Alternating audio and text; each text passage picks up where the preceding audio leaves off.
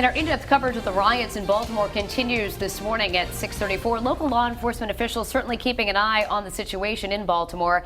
Community meeting was actually held last night with officials and local leaders to discuss the protests and what is being done to make sure something like that does not happen here. Vincent from the NAACP of Rhode Island is joining us this morning. Jim, thanks for coming in. We appreciate it. Good morning, Danielle. So the situation obviously developed overnight, and we've seen more of the footage and more reaction from people, including the mayor of Baltimore, about what's going on. First of all, what is your assessment of what's going on there? Well, my assessment is that there's absolutely no excuse for violence, rioting, looting. There's absolutely no excuse for that. But there's absolutely no excuse for the conditions that led to that. There were some situations that go back years and decades in Baltimore that weren't exactly optimum in terms of police-community relations. There's rampant poverty there.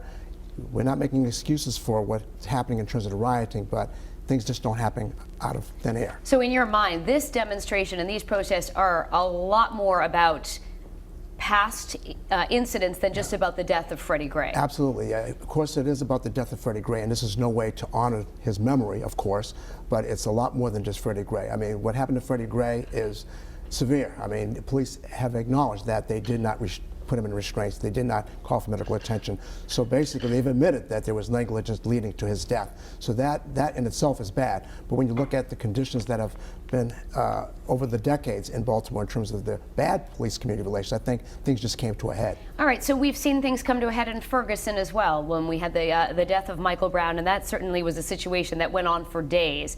What is your guess as to what's going to happen here in Baltimore? Do you think there is enough anger, or do you think they'll be able to get it under control sooner than what we saw in Ferguson?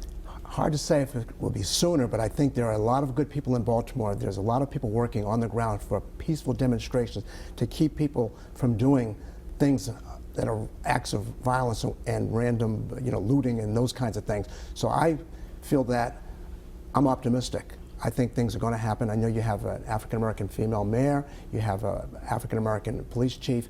I think there's the beginnings of some trust that begin with them. So I think that with the entire community banding together, you will see positive change. What do you think is the answer to stop all of this? The answer is that you have to make sure that when you have a police department, you have to be sure that you're professional at all times and that there's full accountability. A lot of this stems from that, the lack of professionalism and accountability. Police are there to protect and serve, not to occupy and harass. And I think we have to keep mindful of that when you look at all these communities. And real quickly, how do you think Rhode Island is doing when it comes to that accountability and the actions we're taking to make sure things like that don't happen here? I think Rhode Island's doing a lot better than a lot of other areas, but we still have a long way to go. All right, Jim, I'm sure we'll be speaking with you more throughout the day as the situation unfolds. We thank you so much for joining us. We appreciate it. And stay with us for continuing coverage of the riots in Baltimore. We'll be monitoring all the details for you and bring you the latest on air and online at WPRI.com.